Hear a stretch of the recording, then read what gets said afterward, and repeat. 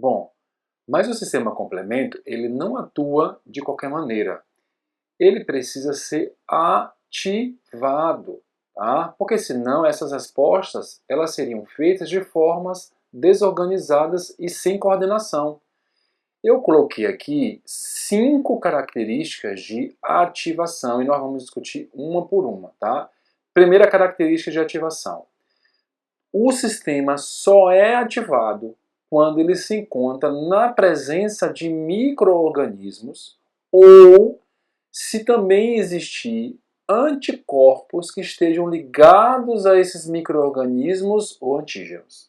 Então, ele só pode se manifestar e começar suas reações de cascata quando essas proteínas do sistema complemento estão na presença de micro-organismos ou se existir os anticorpos ligados a esses micro-organismos ou a um antígeno. Bom, então de acordo com a primeira característica, a ativação só vai ocorrer se essas proteínas do complemento estiverem na presença de uma bactéria, ou se essas proteínas estiverem na presença de uma bactéria que esteja ligada a um anticorpo, ou um antígeno ligado a um anticorpo, ok? A segunda ativação, a segunda característica de ativação, ela envolve a proteólise sequencial de proteínas. O que é proteólise? Protel vem de proteína e lise vem de quebra. Então, uma quebra de uma proteína, mas é uma quebra sequencial. Por quê? Porque envolve mais de uma proteína. E aí, o que acontece aqui nessa segunda característica de ativação?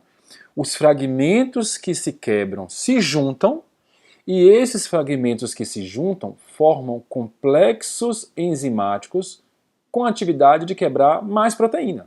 Vou repetir aqui para ver se a gente entendeu com calma. Então envolve a quebra sequencial de proteínas, os fragmentos dessas proteínas vão se juntar, e esses fragmentos se juntam, e eles ao se juntarem formam complexos enzimáticos, e esses complexos resultados da fragmentação das proteínas iniciais, elas vão ter a atividade de quebrar novas proteínas. Isso aqui a gente vai ver mais para frente, quando eu começar a falar sobre as reações das vias, das 3 vias, e a formação da C3 convertase e da C5 convertase. Tá? Quando eu chegar lá, eu vou relembrar vocês e vocês vão entender com mais clareza sobre esses complexos enzimáticos. Mas resumindo, é a quebra de proteína e seus fragmentos se juntam e ao se juntarem, tem a atividade de quebrar mais proteínas. Bom, seguindo aqui para a terceira característica, o que fala a terceira característica? Né? Que os produtos da quebra, aquela quebra que eu falei aqui da segunda característica, os produtos que se quebram, eles se ligam à superfície das bactérias e não só às superfícies bacterianas, mas também vai se ligar aos anticorpos que estavam ligados às bactérias ou a outros antígenos. Olha que interessante isso aqui. E essa ligação é uma ligação forte, porque é uma ligação covalente, ó, covalentemente ligados.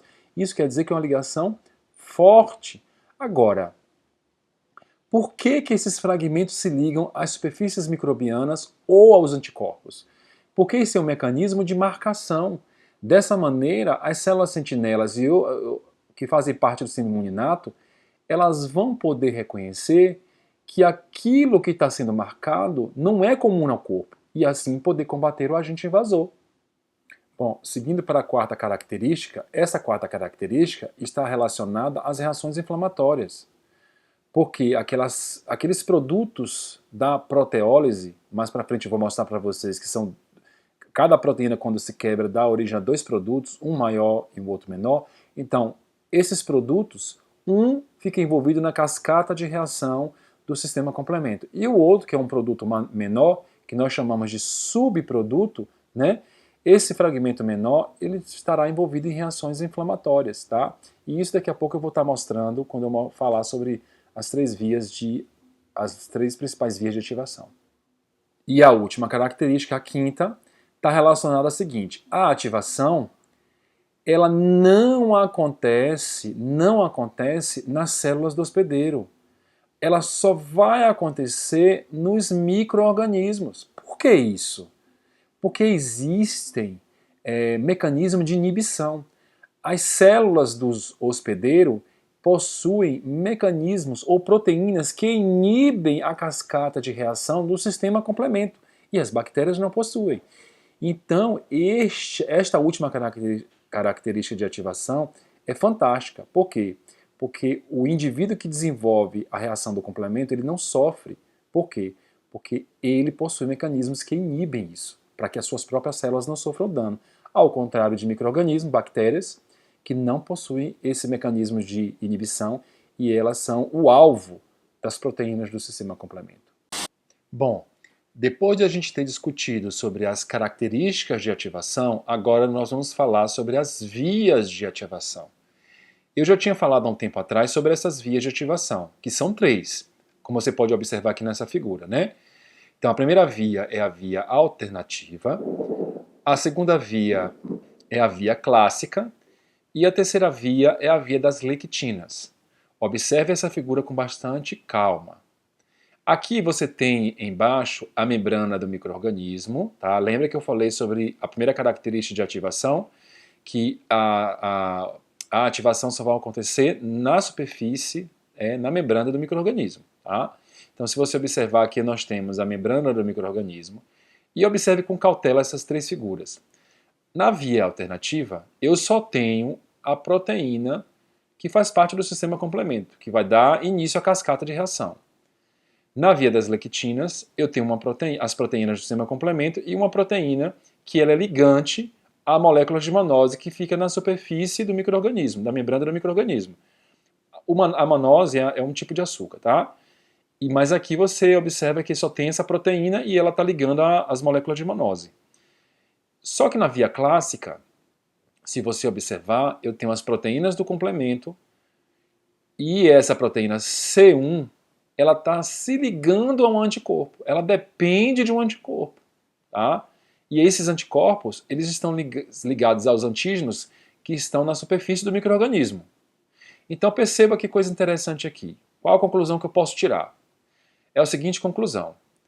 A via alternativa e a via das lectinas, que não dependem de anticorpo para sofrer ativação, nós dizemos assim, olha, não depende de anticorpo, ó, não depende de anticorpo. Elas fazem parte, tanto a via das lectinas quanto a via alternativa, elas fazem parte da resposta imune inata.